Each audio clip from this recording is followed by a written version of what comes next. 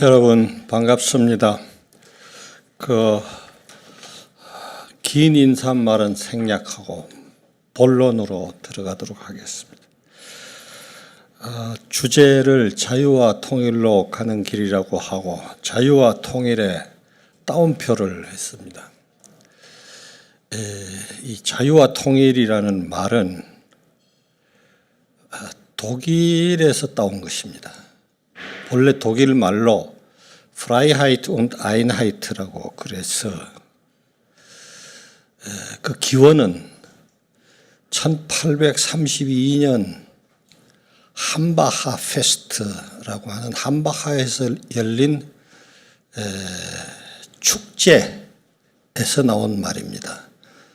말이 축제지 당시의 정치 상황에서 독일 사람들이 독일의 미래를 논의하기 위한 회의체로, 정치적 회의체로 소집한 모임이었습니다. 이 모임에서 여러 갈래로 나뉘어져 있던 독일의 영주들이 몇 날 며칠 회의를 한 끝에 내린 결론이 자유와 통일이었습니다. 조금 풀어서 말씀드리면은 우리는 자유를 원한다. 그리고 우리는 통일을 원한다. 그런데 자유가 없는 통일을 원하지 않고 자유가 있는 통일을 원한다 하는 선언문을 발표를 했습니다. 이것을 함바하 선언문이라고 부릅니다. 이 선언문은 1871년 독일 1차 통일 때 일견 실현되었습니다마는 당시로서는 자유통일이라고 하기에는 다소는 문제가 있는 여지가 남아있는 그런 성취였고 2차 대전이 끝나고 독일이 전쟁에 패하고 분단되었을 때 서독의 기본법에 이 말이 다시 들어갔습니다. 서독의 통일 방안으로 자유민주 통일을 내세운 데서 다시 재현이 된 겁니다. 그리고 1990년 드디어 독일 사람들은 자유와 통일을 이루어낸 것입니다. 다시 말하면 자유가 있는 통일을 이루어낸 것입니다. 제가 이 말을 굳이 오늘의 주제로 내건 것은 우리가 이루지 못했지만은 다른 민족이 또는 다른 사람들이 이루어냈다면은 그것을 보고 우리가 마땅히 우리 문제를 다시 돌아보고 배워야 한다는 뜻에서 그리고 그것을 교훈으로 삼아 우리도 그 길을 가자는 취지에서 이 주제를 걸었습니다. 아시다시피 자유는 인류 보편의 가치입니다. 헤겔은 인류 역사는 자유를 확대해온 과정이라고 말했습니다. 자유는 인간 존엄성의 기초고 인간을 짐승과 구별하는 가장 중요한 지표입니다. 그래서 우리는 자유를 우리 시대 또는 우리 역사를 관통하는 가장 중요한 가치로 받아들이고 있는 것입니다. 윤석열 대통령이 취임사와 그리고 뒤이은 여러 중요한 연설에서 자유를 강조한 것은 아주 적절했고 옳았다고 생각합니다. 자유에는 내 생각으로는 3장이 있습니다. 제1장은 나의 자유입니다. 나의 자유, 우리의 자유. 자유를 달라, 자유가 아니면 죽음을 달라고 할 때의 그 자유, 그것이 제1장입니다. 나의 자유를 쟁취하기 위해서 목숨을 거는 것, 그것이 자유의 제1장입니다. 자유의 제2장은 남의 자유를 존중하는 것입니다. 내 자유가 중요한 만큼 남의 자유도 중요합니다. 이것은 거꾸로 말하면 내 자유에 대한 책임이기도 합니다. 제3장은 자유를 갖지 못한 사람들, 자유를 억압당하고 자유를 잃은 사람들, 심지어 자유를 모르는 사람들의 자유를 위해서 힘쓰는 것, 이것이 제3장입니다. 나는 윤석열 대통령의 자유 개념이 제3장에까지 연장될 것을 기대하고 있습니다. 우리에게, 한국인에게 자유의 제3장은 그럼 무엇인가? 같은 민족이면서도 자유를 빼앗긴 채 또는 자유를 모르는 채 억압당하고 있는 북한 주민에게 자유를 주는 일입니다. 그것은 자유통일입니다.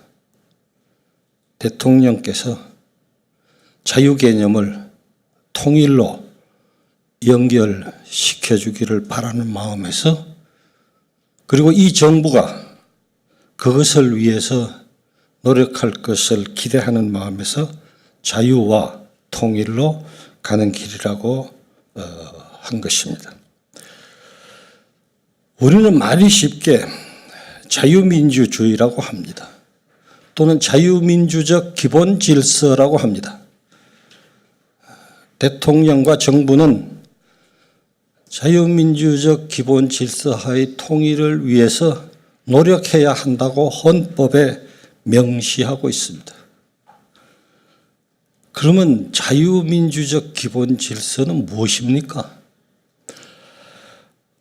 제가 독일 헌법재판소가 판시한 자유민주적 기본 질서의 8가지 요소를 말씀드려서 여러분들께 자유민주주의의 요체를 다시 한번 상기시켜 드리고자 합니다.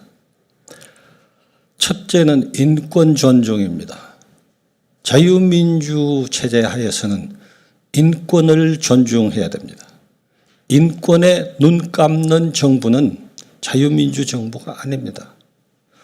둘째는 주권 재민입니다.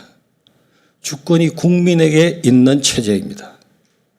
셋째는 권력이 어느 한 사람에게 또는 어느 한 기관에 있지 않고 분립되어 있는 것입니다.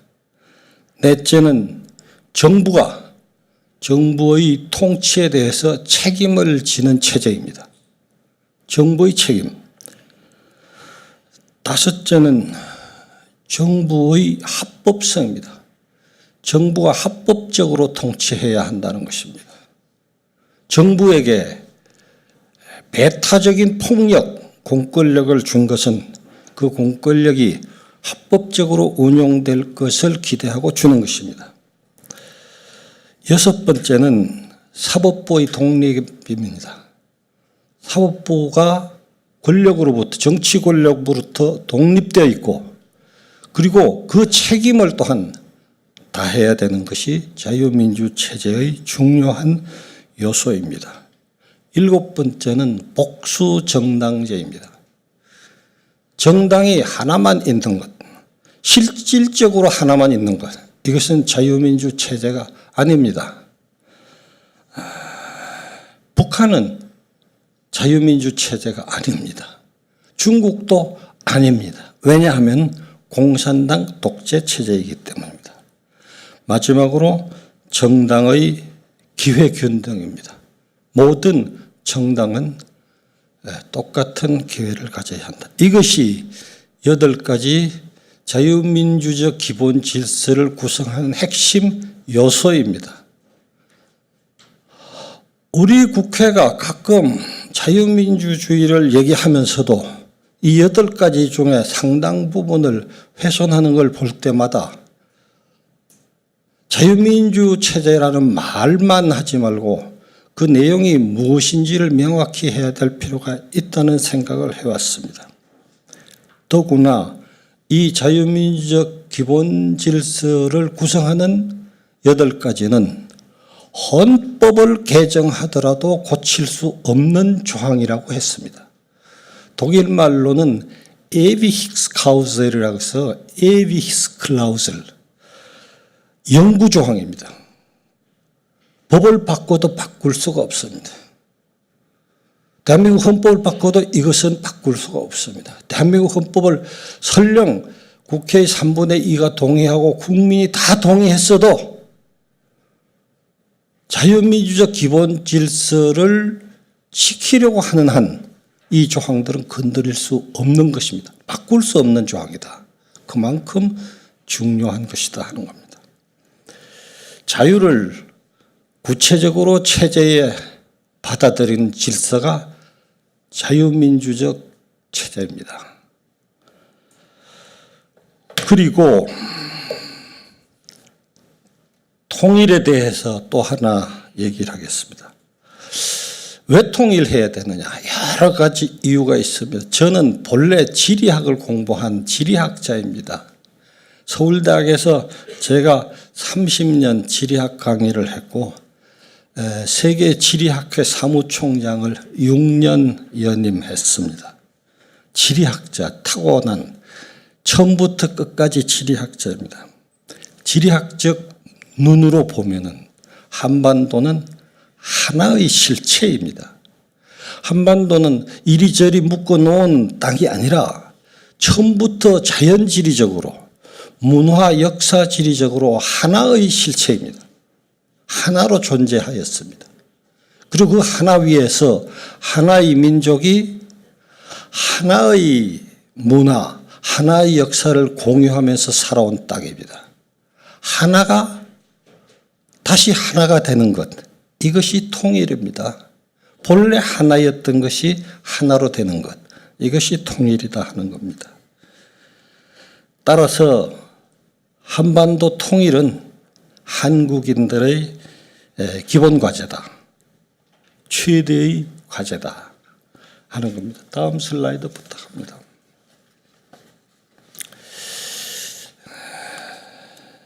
우리 역사를 돌아보면은 자랑스러운 부분도 많고 또 아쉬운 부분도 많습니다만은 적어도 우리가 알고 공부하고 배운 우리의 역사는 정치적으로 보면은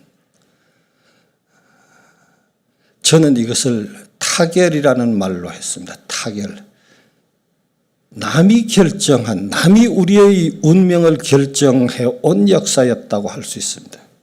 남이 우리의 역사 운명 결정에 관여하고 우리가 그들을 따라다니고 그들에 의해서 지배되거나 그들을 쫓아간 역사였습니다. 조선사는 어떻게 중국을 따라잡느냐, 어떻게 중국을 베끼느냐, 어떻게 중국과 가장 비슷하게 되느냐를 기본 철학으로 운영되었던 그런 역사였습니다. 얼마나 중국에 가까워지느냐가 가장 중요한 문제였던 거죠. 조선사의 훌륭한 선비들 중에 천재라고 불리우는 사람이 몇 사람 있습니다. 제가 이름은 거명을 안 하겠습니다만 그런 분들이 있습니다. 제가 역사하는 분들에게, 한학하는 분들에게 여쭈어봤습니다. 이 사람이 천재라고 하는데 왜 천재입니까? 그때 대부분의 대답이 이랬습니다. 그분은 6살 때 이미 한시를 줄줄이 외웠고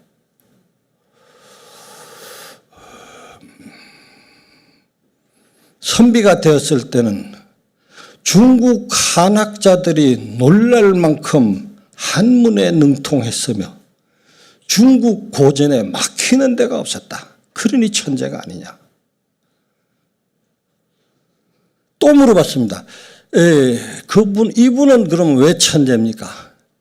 근데 그분은 중국 사람들이 존경할 만큼 중국 역사에 통달해 있었다.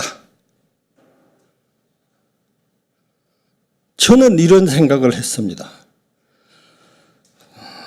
조선시대 선비들이 제갈공명의 출사표를 읽으면서 외우면서 눈물을 흘렸지만은 징비록을 읽은 선비는 몇 명이나 되었던가?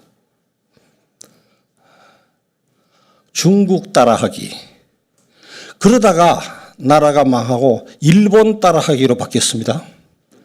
이름도 갈고 성도 갈고 말도 바꾸고 글도 바꾸고 일본 따라하기. 그러다가 또 어느 날부터 미국 따라하기. 영어를 못하면 사람 취급을 안 하는 세상이 돼버렸어요. 그리고 여기 교수님들이 여러 분 계십니다만 교수들이 논문을 미국 저널에 안 실으면 인정을 못 받는 그런 제도를 우리 교육부가 갖고 있습니다. 타결의 역사, 타율의 역사는 아직 끝나지 않았습니다.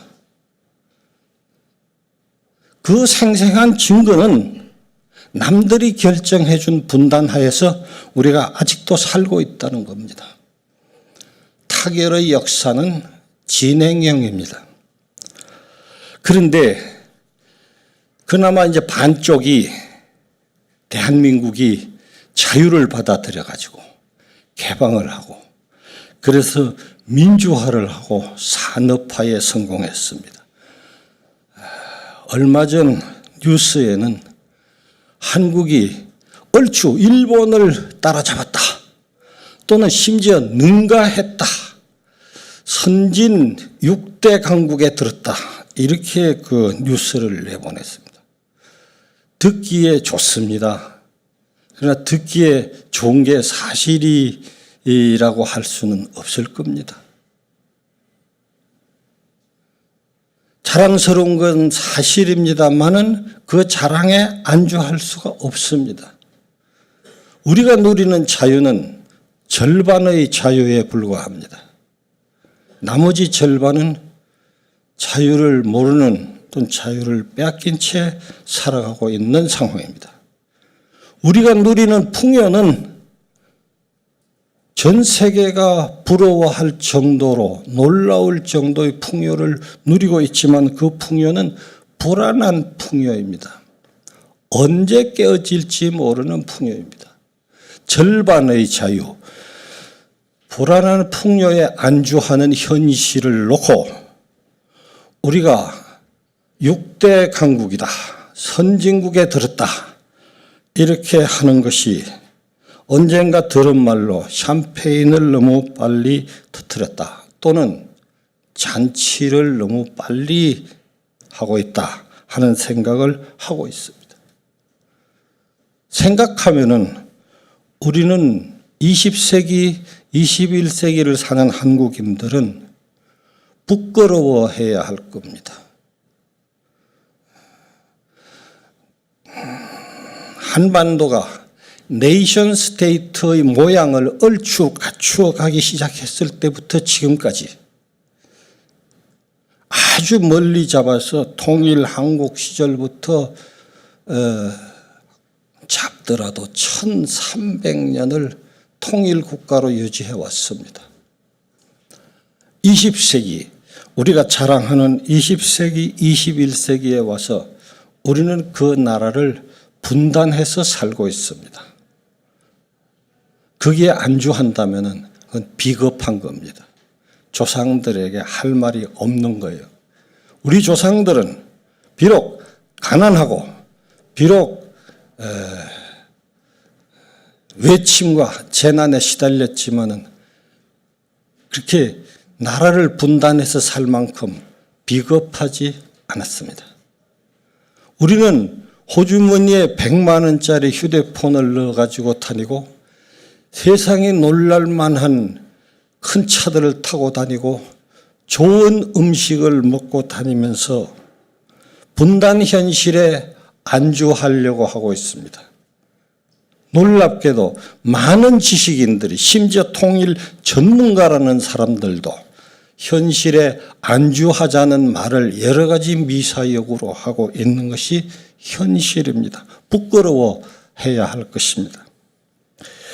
자유민주로 통일한다는 것은 역사의 필연입니다.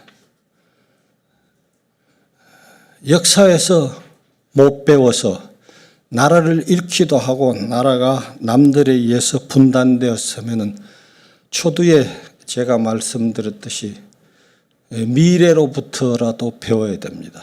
남들에게서, 우리보다 먼저 통일을 이룩한 남들에게서라도 배워야 됩니다. 그러고도 안 보이면은 공산주의가 어떻게 몰락했는지라도 똑똑히 보아야 합니다.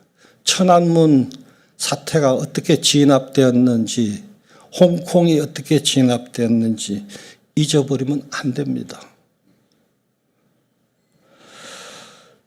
그래서 통일해야 합니다. 그럼 통일하면 뭐가 좋냐? 이제 아주 단적으로 뭐가 좋냐? 제가 5가지 통일하면 좋은 이유를 말씀드리겠습니다. 첫째는 통일하면은 인구 8천만에 한반도라는 국토가 하나의 나라로 섭니다. 지정학적으로 견딜만한, 요새 말로 서스테이너블한 규모가 되는 겁니다. 경제학에서는 economy of scale이라고 그럽니다. 제가 굳이 말한다면 politics of scale이 이루어지는 겁니다. 제법 이제는 주변에 대해서 견딜 만한 사이즈가 되는 거예요. 이게 정치학, 여기 정치학 교수님들 많이 계십니다만 이 덩치가 어느 정도 돼야 정치적으로 발언이 먹히는 겁니다. 자기 주장이 먹히는 거예요. 그 규모가 된다는 거예요. 둘째는 말씀드렸듯이 북한 주민을 기아와 정치적 억압으로부터 해방시킬 수 있습니다. 이게 얼마나 큰 겁니까? 자유입니다. 자유를 누리지 못하는 사람들에게, 동포들에게 자유를 주는 것. 이 역사의 필연입니다. 세 번째는 우리가 분단으로 해서 지불하고 있는 많은 비용을 다 제로로 만들어 버릴 수가 있습니다. 지금도 얼마나 많은 국력을 분단 때문에 소모하고 있습니까? 외교에서, 안보에서, 경제에서, 문화에서 어느 분야 할 것 없이 우리는 이미 만성이 돼서 잘 모릅니다만 얼마나 많은 불필요한 비용을 내보내고 있습니까? 흔히 통일 비용이라고 하지만 분단 비용이 훨씬 큽니다. 통일되는 날 분단 비용은 제로가 됩니다. 제로. 그날부터 영원히. 네 번째는 통일이 되면은 비로소 동아시아의 항구적인 평화 구도가 만들어집니다. 평화가 중요하다고 말합니다. 그리고 실제로 중요합니다. 그러나 평화는 말로, 입으로 그냥 임시 방편으로 이루어지는 것이 아닙니다. 평화의 구도가 확실하게 잡혀야 평화가 보장되는 겁니다. 한반도가 통일되기 전에는 동북아에 항구적이고 지속적인 평화 구도는 없습니다. 다섯 번째, 한국인들이 비로소 세계 문명의 창조에 앞줄에 나설 수가 있게 됩니다. 우리 문화가 유형무형으로 지금 대한민국 반쪽만 가지고도 여러 곳에서 여러 형태로 그야말로 빛을 발하고 있습니다. 그러나 이것이 때때로 막히는 것이 무엇에서 막히냐? 정치적인 분단에서 막히는 겁니다. 만약에 한반도가 내일이라도 통일된다면 우리 청년들의 문화적 역량은 그야말로 세계를 놀라게 할 만큼, 세계를 바꿀 만큼 새로운 창조의 요소로 세계 문명사에 등단하게 될 것입니다. 젊은이들이 쓸데없는 이데올로기 분쟁에 쓸데없는 규제에 묶이지 않고 세계로 뻗어나갈 수 있게 하려면은 통일돼야 됩니다. 저는 공부를 독일에서 했습니다. 분단 독일에서 공부했습니다. 분단이 무엇인지를 조국에서 다 겪고 유학 가서 또 겪었습니다. 그리고 오늘 통일된 독일이 얼마나 힘차게 발전하고 있는지를 보고 있습니다. 우리 젊은이들 더 잘할 수 있습니다. 다음 슬라이드부터 합니다. 그런데 통일이 무엇을 가로막고 있는가? 통일을 가로막고 있는 낡은 생각들이 있습니다. 제가 이 시계를 안 갖고 있어가지고 첫째는 지정학적 결정론입니다. 여러분들 다 잘 아실 겁니다. 특히 여기 고시 공부한 사람들은 시험 볼 때 국사 시험에 이런 게 자주 나오기 때문에 뭐 한반도의 위치, 무슨 관계적 위치론 이딴 거 국사책 맨 앞에 맨날 나옵니다. 이 엉터리 이론을 여러분들 열심히 외웠고 또 정치학 하는 사람들도 지정학이라고 하면서 지정학 잘 모르는 사람들이 그런 걸 막 가르쳐 나가지고 여러분들 대부분 그렇게 생각하고 있어요. 결정론에 빠져 있어요, 여러분들. 한반도는 대륙 세력과 해양 세력이 반도를 교두보로 삼아 서로 해양으로 대륙으로 진출하려고 하기 때문에 반도에서 부딪히게 돼 있다. 그러므로 반도가 대륙 세력과 해양 세력의 다툼의 장이 되는 것은 불가피하다.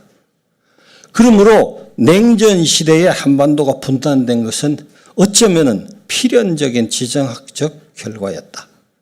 이게 지정학적 결정론의 요체입니다. 근데 이거 거짓말입니다. 제가 처음에 말씀드렸죠. 제가 지정학을 30년간 공부하고 연구하고 가르친 사람입니다. 지정학의 본고장에서 지정학을 공부한 사람입니다. 그리고 세계지리학회를 연임하면서 사무총장으로 이끌었던 사람. 그러니까 내 말 믿으세요. 이거 가짜입니다. 누가 만들었는가? 일본 군벌들이 2차 대전 중에 1940년대에 독일에서 온 지정학자, 독일 무관, 민현대학 교수였던 무관이 와서 동경에서 근무할 때 그 무관한테서 지정학을 배워가지고 요거를 교묘하게 꼬아서 조선 총독부에 넘겨줘서 교육한 겁니다. 한반도 강점을 정당화하기 위한. 그래서 한국 사람들은 스스로 통치할 능력이 없는 식민지 국민이어야 하는 것을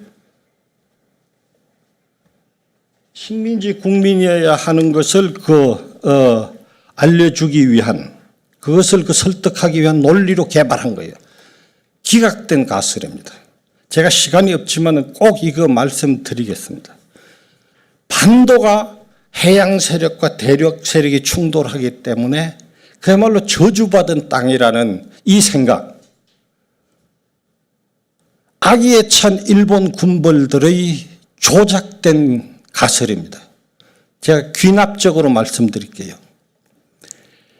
저쪽 유럽 제일 북쪽에서부터 시작합니다. 스칸디나비아 반도, 세계에서 가장 부러워하는 복지국가가 건설되어 있습니다.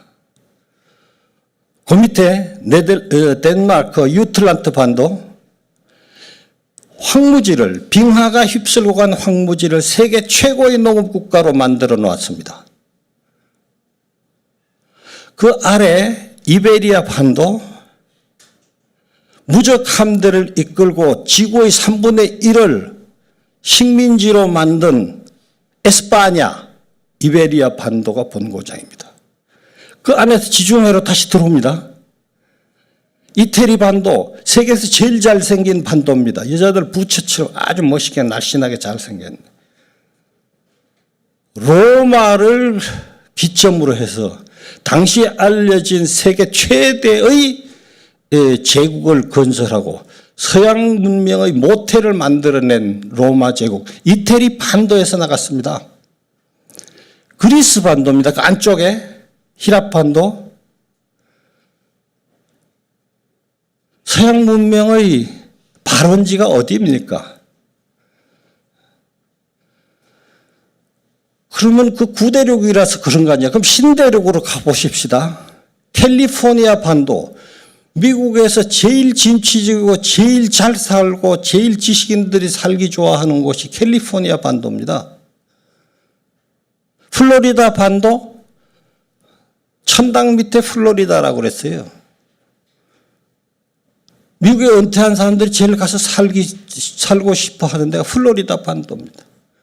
자, 온 동네를 돌아다녀 봐도 반도가 말이죠. 한 시대의 문명을 이끌거나 그 시대를 앞서가면서 인류의 복지를 만들어낸 나라지, 그게 저주받고 고통받는 땅은 없습니다.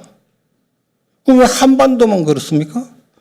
이건 귀납적으로 증명이 안 되는 얘기잖아요. 그럼 이론적으로 그러면 얘기를 해볼까요? 해양 세력과 대륙 세력이 있습니다. 그런데 반도 세력은 어디 갔습니까? 반도는 주인이 없습니까? 반도의 주인을 가정하지 않는 이 가설, 이것이 제국주의 이론의, 제국주의 침략 이론의 핵심입니다. 반도의 주인이 없다. 그러니까 해양과 대륙에서 세력들이 와서 싸우는 동네다. 그럼 반도 주인들은 어디 갔어요? 이론적으로도 잘못된 이론인 겁니다. 옛날에 기각됐어요. 그런데 조선 총독부가 어떻게 교육을 시켜놨는지 그 식민사관이 아직도 이 땅에서 지식인들에 의해서 주로 전수되고 있다는 겁니다. 여러분들 혹시 그런 생각을 갖고 있으면 지금 이 시간에 버리십시오. 기각된 가설입니다. 그리고 의문이 나면 저한테 다시 얘기하십시오. 제가 아는 범위 내에서 충분히 납득하도록 설명해 드릴 수 있습니다. 다음에는 현상유지입니다. 2차 대전 후에 미국의 대외 정책의 기조가 현상유지였습니다. 그리고 한국의 정책 기조도 사실상 현상유지였습니다. 말은 뭐 이런저런 소리를 했지만 어떻게 남북 간에 그냥 큰 충돌 없이 우물쭈물 그렇게 좀 지내면 좋겠다. 뭐 대통령들이 그저 우리 정부 임기 동안 별일 없이 그냥 좋게 지내면 좋겠다. 이거 아닙니까? 현상유지. 근데 현상유지라는 게 뭡니까? 분단된 나라에서 현상유지란 분단유지입니다. 그리고 분단유지가 계속되면은 분단고착입니다. 우리는 미국에 대단히 감사하고 나라를 지켜준 데 대해서, 그리고 우리의 대외 개방에 협조해 준 데 대해서, 그리고 지금도 한미 동맹으로 자유진영의 연대를 이끌고 있다는 점에는 대단히 감사합니다만은 미국도 이 현상유지책을 재고해야 될 때가 됐다고 봅니다. 사실은 우리 분단에 미국도 일말의 책임이 있는 거거든요. 38선 누가 꾸었습니까? 가스라테프트 조약은 누가 했습니까? 그리고 북한 핵을 오늘 여기까지 현상유지로 끌고 온 건 누굽니까? 현상유지가 능사가 아니다. 우리 학자들이 현상유지를 내세워서 당분간은 통일하지 말고 또 천천히 시간을 두면서 통일하는 게 좋겠다, 이렇게 한 학자들은 다시 생각해야 될 겁니다. 현상유지란 분단 고착을 위한 시간 끌기에 불과하다. 분단은 타율이었고 타결이었다. 이 타결의 역사를 더 연장시키자는 것이 현상유지책이다. 시간이 가면 해결된다고요? 거짓말입니다. 시간이 가면 동질성이 회복된다고요? 제가 다시 지리학자로 돌아가서 말씀드리면은 경계는 오래 갈수록 양측의 이질성은 강화됩니다. 만약에 남북한이 분단 직후에 통일됐다면 남북 간의 이 질서는 없습니다. 70년이 지난 후에는 70년만큼 이질화된 겁니다. 또 70년이 지나간다면 지금의 2배만큼 이질화되는 겁니다. 시간을 두고 보자는 말은 거짓말입니다. 통일하지 말자는 얘기입니다. 그리고 또 하나, 남들이 결정해 주는데 안주해온 타율의 타성.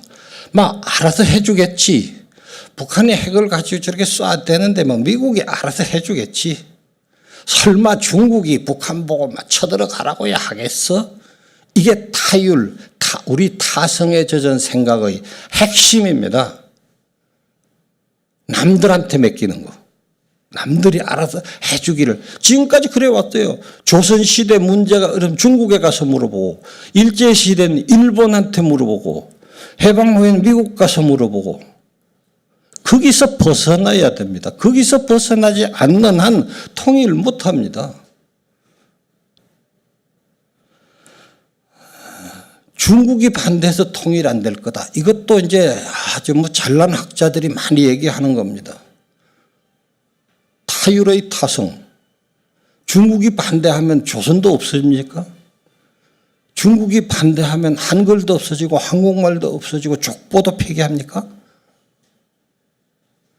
창피한 줄 알아야 됩니다. 그리고 마지막으로 통일을 가로막고 있는 것은 북한 핵입니다. 야, 저게 핵을 가졌으니 쉽게 무너지지도 않겠고 저 큰일 났구나. 그래서 이제 이런저런 얘기를 하다가 이제 드디어 또 여기도 현상 유지. 북한 핵을 요 정도에 묶어놓고 대충 어떻게 지내보자. 핵은 핵으로만 막을 수 있습니다. 북한이 핵을 가지고 위협하면 거기에 대해서 적극적으로 대응할 생각을 해야지. 어떻게 좀 피해갈 방법이 없을까? 어떻게 좀 잘 달래볼까? 이런 생각하는 거 비겁한 겁니다. 그렇게 할 능력이 없으면 할 수 없어요. 그러면 굽히고 들어가는 거죠. 그렇게 할 능력이 있으면서도 그렇게 못한다면 그럼 비겁한 거죠.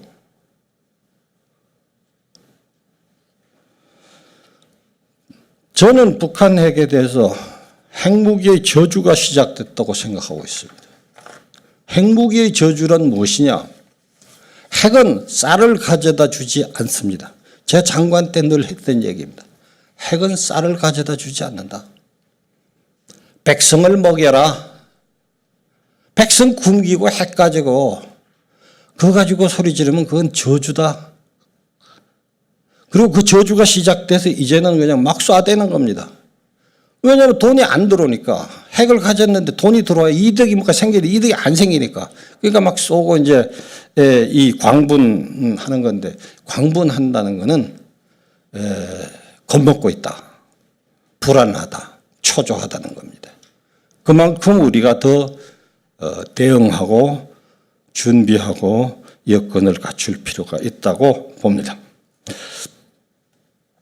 그럼 통일 여건이 마련이 되겠느냐? 네 번째, 국제질서 변화와 통일 여건입니다. 큰 틀에서 보면은 오늘 발표하시는 교수님들 대개 다 그런 얘기를 하고 계시던데, 국제질서가 요동치고 있습니다.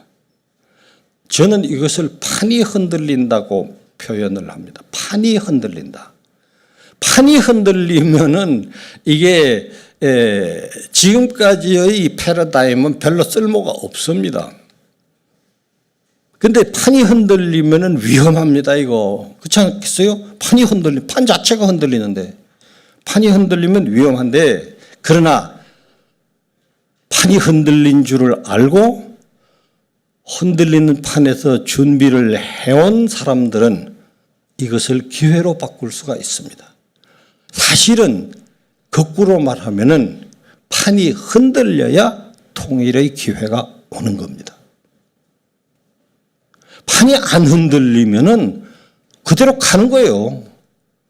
판이 흔들리는 걸 다행으로 여겨야 됩니다. 다만 이것을 기회로 바꾸려면은 냉철하게 인식하고 그리고 준비해야 됩니다. 준비 안 된 상태에서 판이 흔들리면 자기가 먼저 빠져 죽는 거죠. 이 흔들리는 판이 그것이 디지털리제이션에서 오는지 글로벌리제이션의 또 다른 형태인지 신냉전인지 또는 문명의 위기인지 뭔지는 다 코끼리 다리 만지기 비슷합니다. 그러나 확실한 것은 기존의 질서가 무너지고 있다는 겁니다. 그리고 새로운 질서가 만들어지고 있다는 거예요. 그렇다면은 이 흔들리는 판 위에서 준비하는 것은 누구의 몫인가? 그리고 그것이 통일에는 무엇을 의미하는가 생각해 볼 때입니다. 그리고 그런 때이니만큼 전략이 국내적 전략, 마이크로 전략 가지고는 미치지 못합니다. 세계의 범위의 스케일이 큰 전략을 들여다봐야 될 때입니다. 그것을 저희 지정학에서는 지오 스트라티지라고 합니다. 지전략이라고 합니다. 지구 차원의 전략이 필요한 때다. 아까 처음에 말씀드렸습니다만은 지금은 통일을 국가 비전으로 삼고 그 비전을 실현하기 위해서 국민의 역량을 모아야 할 때입니다. 그것이 이 흔들리는 판 위에서 국민이 목표를 갖고 뭉치는 유일한 길입니다. 그러기 위해서는 국제연대를 강화하고 대통령이 말하는 자유연대를 강화해야 합니다. 동맹을 강화해야 됩니다. 자주통일해야 됩니다. 당연히 자주통일했는데 그 자주통일이 우리끼리 우리 민족끼리가 아닙니다. 분단이 그랬듯이 통일도 독일이 또한 그랬듯이 우리가 주도하되 국제사회의 협력을 얻어서 하는 통일이 될 것입니다. 그러면 그렇게 하기 위해서 무엇을 해야 할 것인가? 미래 길은 어떻게 해서 열 것인가? 저는 그 미래 길을 통일로 가는 미래 길을 교육으로 연다고 생각합니다. 여러분들이 통일 교육 오늘 모인 이유이기도 할 것입니다. 칸트는 계몽의 핵심이 교육에 있다고 했습니다. 이승만 대통령은 국민이 깨어나지 않고는 독립이 없다고 했습니다. 세종대왕은 이미 15세기에 국민이 뜻한 바를 실어서 적어서 알릴 수 있어야 된다고 그랬어요.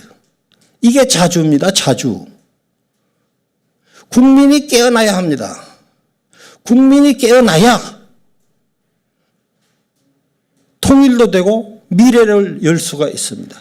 그 깨어나게 하는 건 무엇인가? 교육입니다. 일반 교육에서 통일 교육까지 교육입니다. 교육 이외에 다른 길이 없습니다. 국민이 깨어나지 않고는 다른 자주도 독립도 자유도 통일도 없습니다. 국민이 깨어나야 합니다. 아, 우리 다 깨어났다. 우리 문맹률이 말이야 제로에 가깝고 우리 다 깨어났다. 그런데 왜 통일을 원하는 사람이 통일해야 된다고 하는 사람 숫자가 자꾸 줄어들어갑니까? 나는 국민이 깨어나는 교육을 해야 되고 그 깨어나는 교육의 핵심은 국민 스스로 생각하게 하는 교육을 해야 한다. 여기에 있다고 생각합니다. 남이 만들어준 생각, 남이 만들어준 지식을 외우고 베끼고 따라하는 것에서 넘어서서 우리 스스로 생각하고 우리 스스로 결정하는 그런 교육을 해야 합니다. 언제까지 19세기적 교육을 계속할 겁니까? 그래서 교육개혁이 핵심이라면은 통일교육은 그 중에 하나의 중요한 기둥이다. 이렇게 생각합니다. 여러분이 이 학술 회의를 통해서 그 방안을, 구체적인 방안을 찾아내고 또 그것을 널리 퍼지게 하는데 큰 역할을 해 주시기를 기대합니다. 감사합니다.